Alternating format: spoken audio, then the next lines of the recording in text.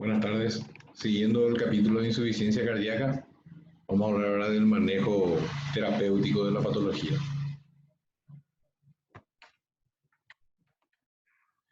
Bien, antes de empezar, vamos a ver un poquitito algunos repasos de lo que son las evidencias y recomendaciones, ¿no? Van a escuchar mucho, ahora con el tema del COVID se escuchó mucho, y en el año también vamos a hablar de esto, ¿verdad? Los grados de una recomendación, eso es para cualquier terapéutica, método de estudio, cualquier acto médico debe ser basado en la evidencia, ¿no? La recomendación clase 1, evidencia de acuerdo general de que un determinado procedimiento o diagnóstico es beneficioso y útil y se recomienda y está indicado. Eso es clase 1.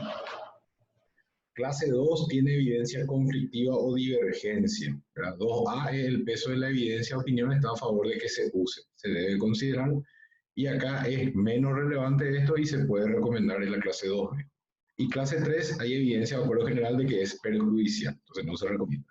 Y el nivel de evidencia, ABCA es datos procedentes de ensayos aleatorizados o metaanálisis. Esto es lo que más relevancia tiene en la medicina basada en evidencia. Y B es datos procedentes de un único ensayo. Y C es opinión de expertos. Bien. En cuanto a la terapéutica, como en el video anterior vieron que había insuficiencia cardíaca con fracción de eyección reducida, insuficiencia cardíaca con fracción de eyección conservada, fíjense que el manejo básicamente es el mismo, pero va a depender de la condición clínica para establecer el mismo.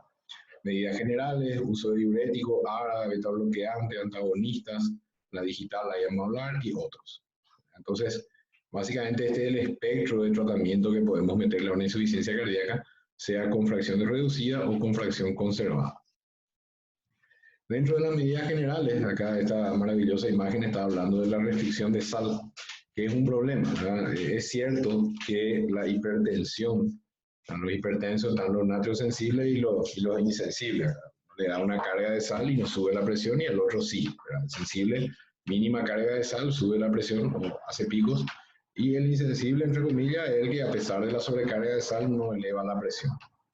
Pero acá estamos hablando del componente de sobrecarga que puede haber en la insuficiencia cardíaca. Ustedes saben que la sal atrae agua, entonces al haber sobrecarga de sal en el paciente con insuficiencia hay hay aumento en la cantidad de líquido.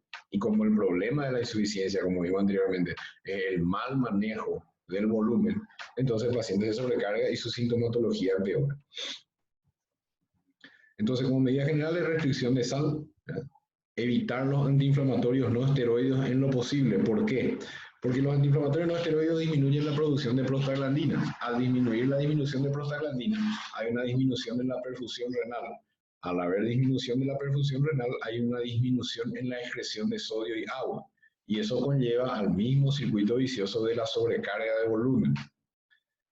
Bien, y también recordarles siempre como medida general a los pacientes con insuficiencia cardíaca deben ser vacunados con la vacuna para la gripe, para la influenza y la Neumo 23. Esto está dentro de lo que es medidas generales antes de entrar en la terapéutica. Sobre la terapéutica, uno de los elementos principales o fundamentales, pilares del manejo de la insuficiencia cardíaca es la disminución de la sobrecarga de volumen, y eso se consigue con los diuréticos. Siempre tenemos que corroborar la eficacia del tratamiento. Esto incluye si está bien indicado el fármaco y si la dosis es correcta. Fíjense que el primer elemento que vamos a tener en cuenta acá es la mejoría de los síntomas. Cuando ustedes le ponen diuréticos a un paciente con insuficiencia cardíaca que tiene sobrecarga de volumen, el diurético, si la dosis y el fármaco son correctos, rápidamente mejora. Y el primer síntoma, bueno, a veces tarda, pero el primer síntoma de mejoría, el primer dato que le va a decir el paciente es que ya está menos cansado, que duerme mejor, o sea, esos síntomas que habíamos visto en el video anterior mejoran con el diurético. O sea, tenemos que ver si mejora eso para saber si nuestro diurético está bien. La disminución de los edemas y pesar diariamente al paciente. Esto se ve más en el ámbito hospitalario. Tiene un paciente internado por insuficiencia cardíaca y necesariamente debería estarlo esas medidas generales, ¿verdad?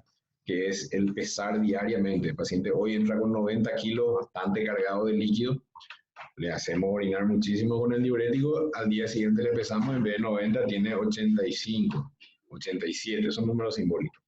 Ahora, si le pesamos al paciente tiene 90 kilos, mañana tiene 90, 91, 89 y medio, mucho no le estamos ayudando. Entonces es importante corroborar esa pérdida de peso.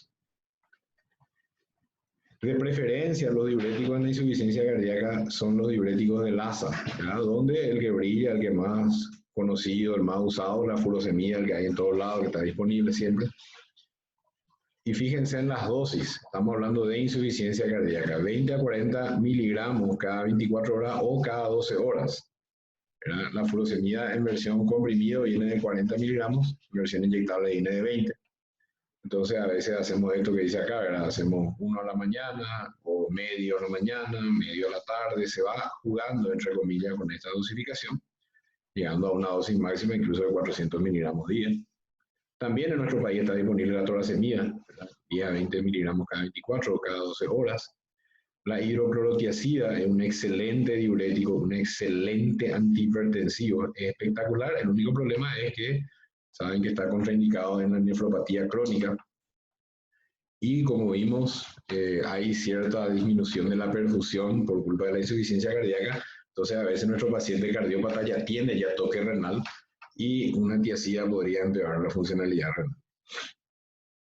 Es importante controlarle de cerca. Ustedes indican el diurético, vamos a suponer que usan 40 miligramos a la mañana, 40 a la tarde. Hay una gran mejoría en el paciente, pero le están secando, como se dice en medicina, le están sacando líquido, y eso también puede ser contraproducente porque podemos estar disminuyendo más todavía la perfusión de los órganos, o sea, en este caso el riñón, y eso lo vamos a controlar o vamos a estar atentos al control de la urea, la creatinina y los electrolitos. Cuando usen diuréticos, de cerca hay que monitorizar esto. Claro, esto se hace ambulatorio, el paciente viene por consultorio, ustedes le indican sus medicamentos y van controlando. Pero cada tanto tiempo tenemos que estar haciendo una medición de urea, creatinina, electrolito. Hay pacientes que son muy sensibles al diurético, o le hace 2 días de diurético y mañana la creatinina está en franco ascenso. Uno que tenía ahora viene en 2. Entonces es importante porque con eso se ajusta la dosis. Hay que conseguir una dosis de diurético que controle la sobrecarga, pero que no empeore tanto la función renal. Cuando hacemos dosis de más, la creatinina puede estar en ascenso y podemos tener una pérdida de líquido de electrolitos importante. Acuérdense que los diuréticos de la ASA hacen volar todo, sodio, potasio. Entonces podemos tener una pérdida importante de electrolitos que otra vez puede tener un efecto muy negativo sobre los cardiópatas. Si la dosis es muy baja, al contrario, no vamos a estar solucionando, va a empeorar la sobrecarga. Entonces, acá hay que buscar el equilibrio entre la función renal y el manejo del volumen. El uso de IECA y ARA2, inhibidores de la enzima convertidora, y los antagonistas de renina-angiotensina 2. Fíjense que los IECAs está demostrado que prolongan la vida en pacientes con insuficiencia cardíaca sintomática. Esos síntomas que vimos en el primer video. Retrasan el comienzo de insuficiencia cardíaca en pacientes que tienen una disfunción asintomática. Puede llegarle a un paciente con una ecocardia, que muestre una disminución de la fracción de eyección, pero todavía no tenga síntomas. Que tenga una disfunción ventricular, y puede o no acompañarse de caída de la fracción de eyección, ¿verdad? Pero el paciente todavía no tiene síntomas. En ese caso hay que valorar y los IECAs pueden disminuir o retrasar el tiempo en el que va a empezar la sintomatología. Disminuyen la mortalidad cuando se comienza su uso poco después del infarto. Eso es una indicación en los pacientes infartados. Los IECA pueden causar hipotensión importante en sujetos con hipovolemia, ¿verdad? Entonces, casi siempre empezamos con dosis bajas, ¿verdad? No siempre, ¿verdad? Si el paciente de entrada ya aparece con un 200 de presión en forma ambulatoria asintomática, bueno, se puede empezar con un 10-10, ¿verdad? Pero en general, tener cuidado porque podría producir hipotensión.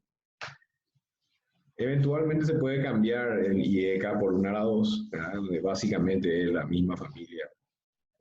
Farmacológicamente, por supuesto, son diferentes, pero son muy parecidos. De hecho, estos ARA2 básicamente se hicieron para suplir los efectos colaterales que aparecían con los IECA y hacer quizá en la mayoría de los casos una toma más fácil, pues una vida media larga. Entonces, cuando hay intolerancia o historia de tos o angioedema producida por IECA, se puede pasar a un ARA2.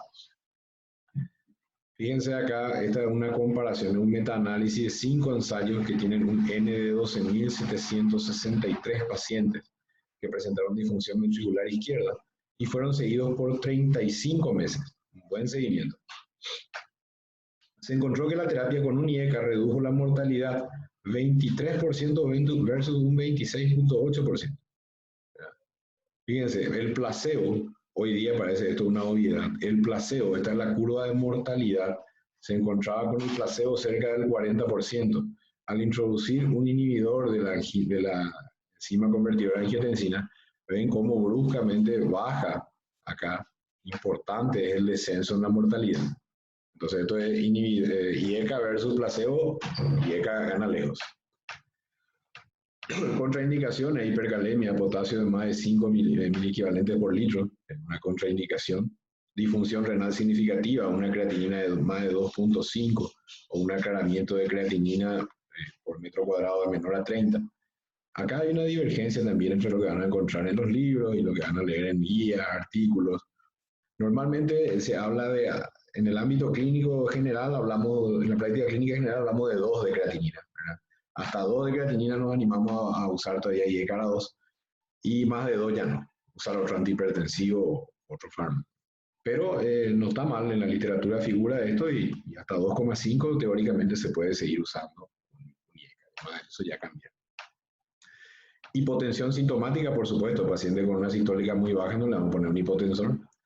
Interacciones farmacológicas que hay que controlar, suplemento de potasio o diuréticos ahorradores como la amiloride y el trantereno, porque justamente vimos que puede haber ascenso de potasio, entonces si están usando suplemento de potasio, controlar de cerca los electrolitos, que no haya un ascenso por el uso del IECA.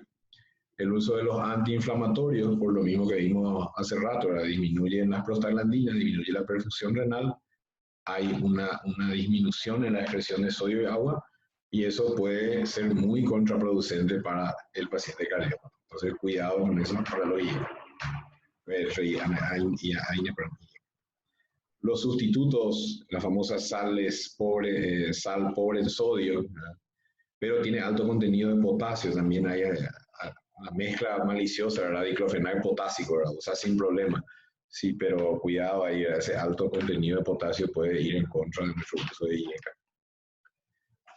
Esta es la tabla que está en los textos que ustedes tienen normalmente a mano, ¿verdad? Donde encontramos, por ejemplo, en el april, una dosis de 2,5, en el april lo dicen, en el april 2,5 miligramos cada 12 horas como dosis mínima, 10 a 20 cada 12 horas.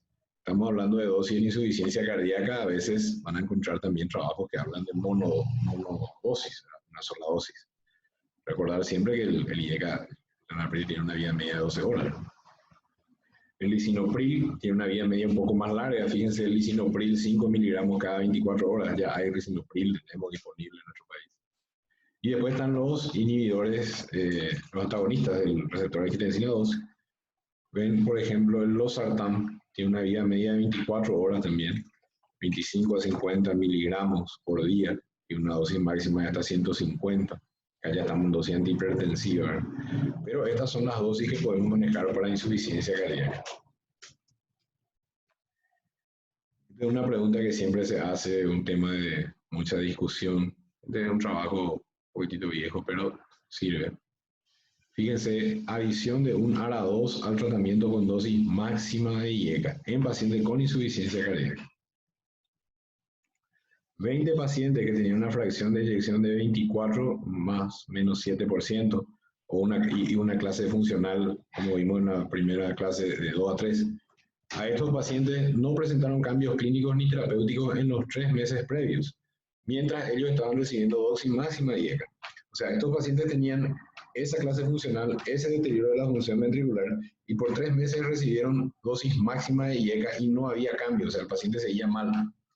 Entonces lo que se asoció fue 50 miligramos día de losartán.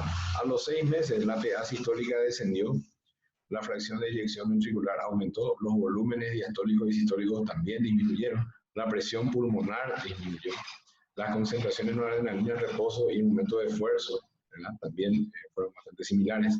Entonces, ¿qué es lo que nos está demostrando este trabajo? Van a escuchar, y es muy discutido en los frentes médicos, agregarle un ARA2 a un IECA, ¿verdad? Incluso los más avesados, así que es una barbaridad, una burrada agregarle un IECA a una a la 2. Pero tienen que aprender, como todo en la medicina, hay varias vertientes, ¿verdad? Este es un trabajo que relativamente es para tener en cuenta. Hay veces que no tenemos forma de usar otro medicamento, entonces no es tan descabellado, no es lo mejor, ¿verdad? Porque son muy símiles y acuérdense que ambos pueden producir los mismos efectos colaterales y se podrían potenciar, pero usan una dosis baja.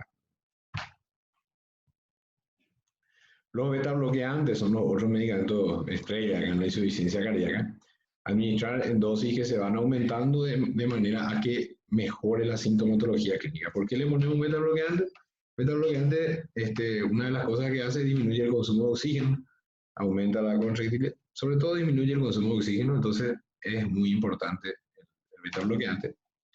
Entonces, paciente con insuficiencia cardíaca de fracción de eyección reducida menos del 40%, se demostró que su sobrevida está prolongada gracias al uso de beta bloqueantes. ¿Cuáles son las contraindicaciones?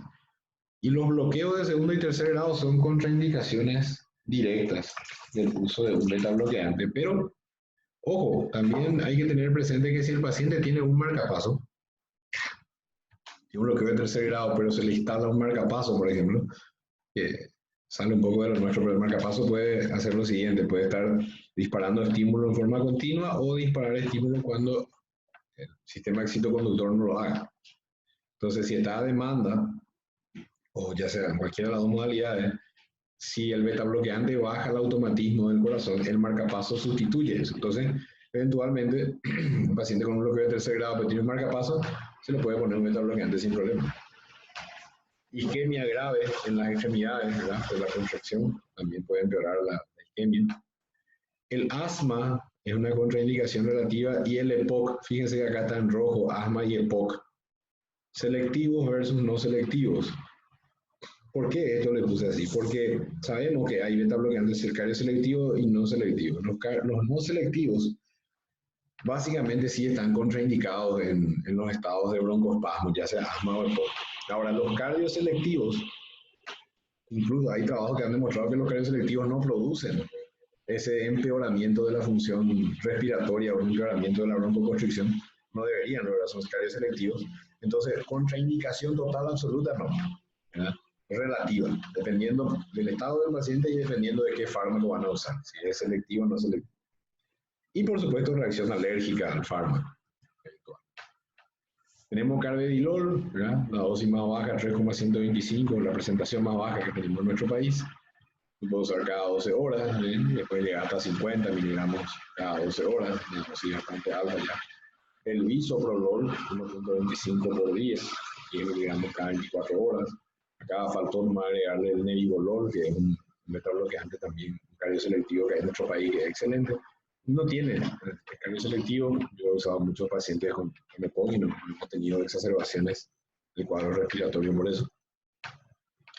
Fíjense, esta tabla habla de beta bloqueantes y los IECA, ¿verdad? En su efecto sinérgico. Es un ensayo, se llama SOL, donde se estudiaron 4.223 pacientes con disfunción ventricular izquierda, mayormente asintomática. Hicieron el ecocardio y vieron que hay disfunción ventricular importante, pero síntomas, muy pocos síntomas. Aquellos que recibieron un beta bloqueante y en el enalapril tuvieron una mortalidad por todas las causas menor comparada con el brazo beta bloqueante solo o enalapril solo. Esto lo leemos así. Seguimiento en el tiempo, mortalidad. Fíjense, sin ningún tratamiento, la mortalidad está acá, la sobrevida, la sobrevida acá era bajísima. Con el enalapril, que está en verde, la sobrevida mejora.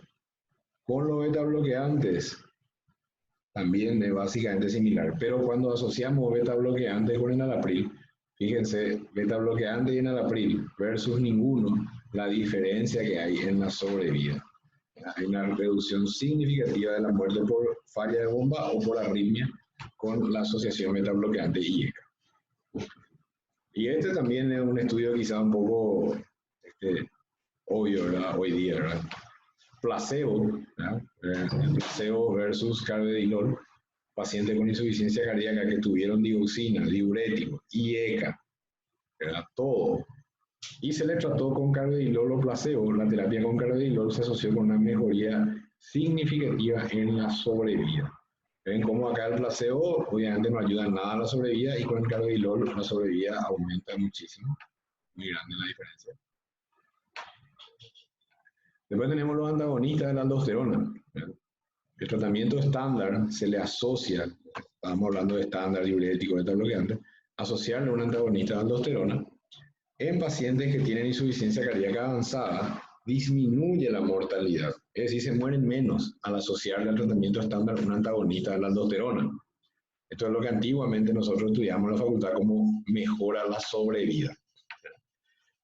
Valorar en los casos sintomáticos de pacientes con insuficiencia cardíaca de clase 2 o 4 y con fracción de eyección del ventrículo izquierdo baja, ahora menos del 35%, lo normal entre 55 y 65, 55 y 70%. Usar con cuidado cuando hay un IECA y un ARA2, pero ya por el tema del potasio. Contraindicaciones. ¿Qué contraindicaciones tenemos? Reacciones alérgicas, no son muy frecuentes. Ahora, precauciones, potasio de 5, tener cuidado cuando vamos usando aldosterona. Disfunción renal, básicamente igual que los ARA2 y ECA.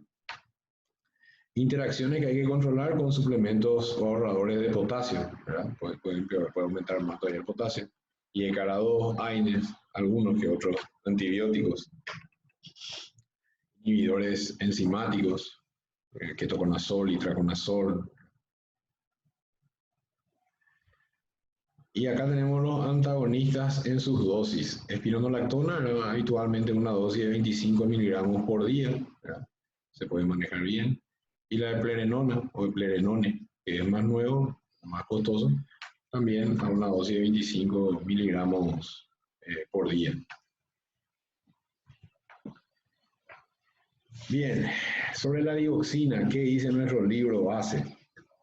Que la dioxina es útil en la insuficiencia cardíaca que está causada por disfunción sistólica marcada. Eso es dilatación del ventrículo izquierdo, fracción de eyección baja. Insuficiencia cardíaca relacionada con una FA, con una fibrilación auricular, sobre todo si hay respuesta ventricular aumentada.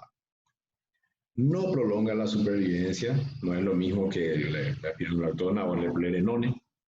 No está indicada en la insuficiencia cardíaca por enfermedad periférica, miocardiopatía restrictiva o por estenosis mitral. Esto es lo que dice nuestra literatura, o sea, se usa en determinadas situaciones de insuficiencia cardíaca, unas condiciones. Podemos considerar el uso de la dioxina en un paciente con ritmo sinusal. Esto sí, hace años atrás lo decíamos, hace 2 o 3 años atrás, y íbamos a regarnos la vestidura, el ritmo sinusal, dioxina. Se puede usar si es que el paciente tiene una disminución, tiene una fracción de eyección reducida y es sintomática. ¿Qué es lo que se buscó demostrar? Que puede disminuir el riesgo de internación por causas cardiovasculares o no cardiovasculares. No se ha demostrado el efecto adicional al del tratamiento con el beta-bloqueante. No hizo ese gran cambio como vimos anteriormente cuando se agregaba un IECA al tratamiento adicional, tradicional. Y existiría riesgo de mortalidad y hospitalización en pacientes con insuficiencia cardíaca, fracción de eyección y FA reducida. O sea, este sería el escenario para usar una dioxina. Pero, fíjense, revisión sistemática. 52 estudios, esto es del 2015, está en el Cochrane, está disponible. 621.845 pacientes. Usuarios de dioxina tenían 2.4 años mayores que el control. Fracción de eyección más baja, 32 versus 42. Diabetes y mayor uso de diuréticos y fármacos antiarrítmicos. Conclusión de este estudio. La dioxina se asocia con un efecto neutral sobre la mortalidad en ensayos aleatorios y una tasa más baja de ingreso al hospital, independientemente del análisis. Es decir, si ustedes asocian dioxina al tratamiento básico o tratamiento estándar de la insuficiencia cardíaca, probablemente no van a hacer que se mueran menos, no van a bajar la mortalidad, pero sí probablemente, o por lo menos en este estudio grande, fíjense, más de 600.000 pacientes, se pudo demostrar que la tasa de internación es más baja. Entonces hay evidencia a los dos lados. Algunos vasodilatadores que se usan, como la hidralazina, al día 75 miligramos cada 8 horas, o el famoso isorodil, la antigüedad, el nitrato isosorbide,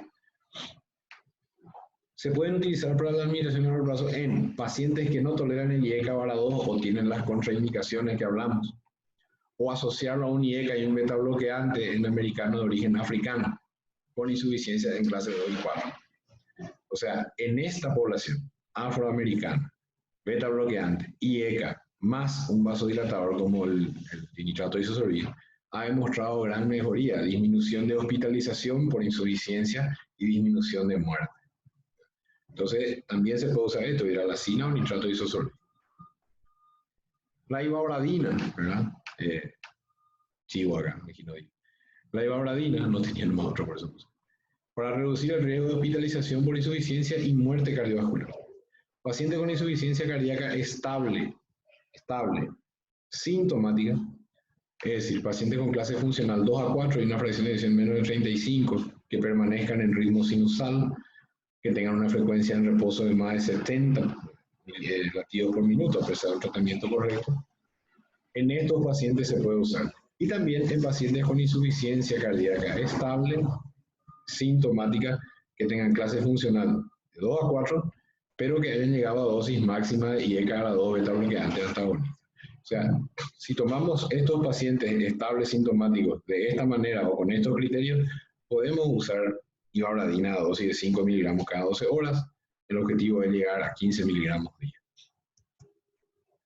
Contraindicaciones: síndrome coronario agudo, accidente cerebrovascular, isquémico transitorio, hipotensión grave, insuficiencia o disfunción hepática o renal, embarazo o lactancia, y por supuesto, como siempre en cualquier papel, reacción farmacológica.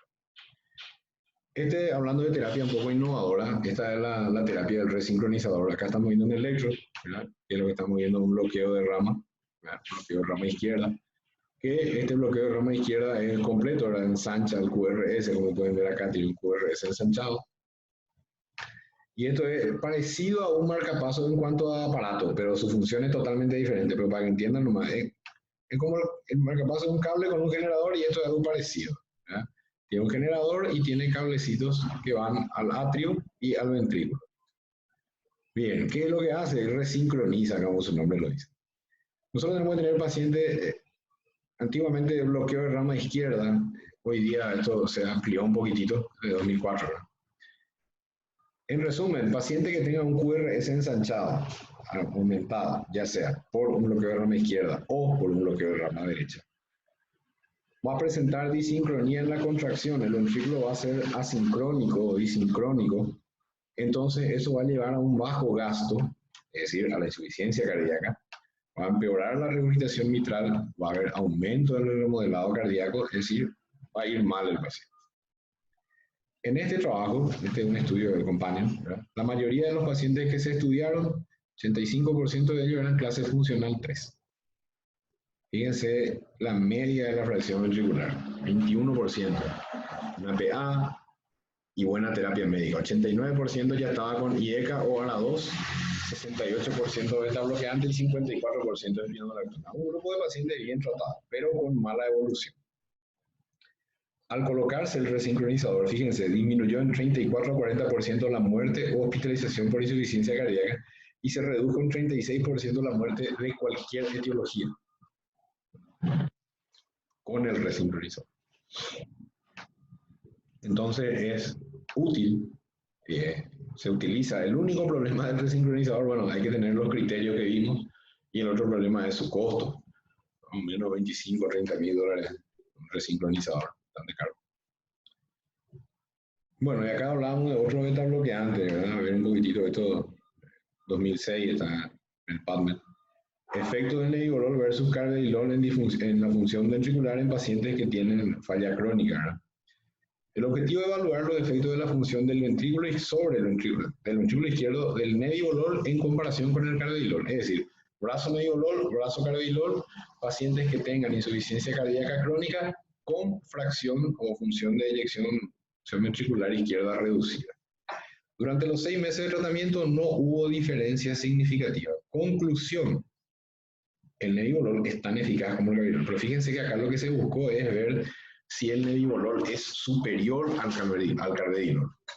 Sabemos lo de selectividad, ¿verdad? Preferimos el cardioselectivo si es que hay algo de broncoespasmo, pero acá lo que se buscó es ver si es superior. Y en realidad no, demostró ser igual. Bien, el estudio Seniors, ¿verdad? Noten el aumento de la supervivencia por causas o debido a situaciones cardiovasculares con nebivolol versus el placebo. Vean la tasa de sobrevida. Nebivolol en rojo, placebo en amarillo. ¿Sí? Es muy grande la diferencia en la supervivencia. Acá tenemos supervivencia de cualquier causa. En resumen, acá tenemos causas cardiovasculares, causas cualquier otra causa que sea una noxa contra el paciente. Paciente con placebo, una supervivencia de este tipo, bajita, y más alta con el uso del nebivolol. Eso ya está ahí. Y este es un fármaco relativamente nuevo, hace poco que está introducido en nuestro país, por lo menos hace poco que está, es el sacubitrilo, ¿verdad? Es una asociación entre sacubitrilo y valsartán. Es un fármaco muy bueno. Fíjense en las indicaciones. Reducción del riesgo de muerte cardiovascular y hospitalización por insuficiencia en pacientes que tienen clase funcional 2 y 3 y fracción de eyección reducida. O sea, paciente que tiene cardiopatía crónica, fracción de eyección reducida. Añadirle esta combinación sacubitrilo-valsartán ha demostrado ser muy útil. ¿Ya? Administrarlo, por supuesto, en pacientes. No es el único fármaco, o sea, tienen toda la batería de medicación para insuficiencia cardíaca y lo que hacemos es reemplazar al IECA o al ARA2 por el sacubitrilo más valsartán. Fíjense, paciente con insuficiencia cardíaca sintomática, fracción de eyección baja, una clase funcional entre 2 y 3, toleran bien su IECA y ARA2, ¿verdad? Pero no hay mucha respuesta clínica. En 2016 se recomienda el reemplazo. Ahora, ¿qué hay que mirar? ¿Qué debe mirar el ojo que todo lo ve? Potasio, función renal y presión arterial. Estos tres elementos son clave. Tienen que monitorizarle esto al paciente que le dan esta medicación. Sobre su ajuste en insuficiencia renal, si tiene una tasa de filtrado glomerular por lo menos más de 30, no se ajusta. Cuando es menos de 30, se recomienda una dosis bajita, 24-26, 2 veces al día. En falla hepática, si es leve o moderado, acá no se ajusta en el leve, en el moderado, se inicia con dosis muy baja y no se recomienda en el deterioro severo. En Child-Pugh-C, en la insuficiencia hepática no se recomienda. ¿Qué es lo que tenemos que tener cuidado con el uso del sacubitrilo y por qué no queremos asociarlo con IECA y ARA2? El problema está que IECA y ARA2, como vimos cuando hablamos de sus efectos colaterales posibles, puede producir angioedema, como estas dos láminas nos muestran, ¿verdad? Angioedema. Cuando van a indicar sacubitrilo, hay que hacer un lavado, una depuración de IECA ARA2 de por lo menos 3 días. ¿Por qué? Porque al asociarle el sacubitrilo, puede empeorar, o sea, se puede potenciar todavía más el efecto de angioedema. Esa es la razón.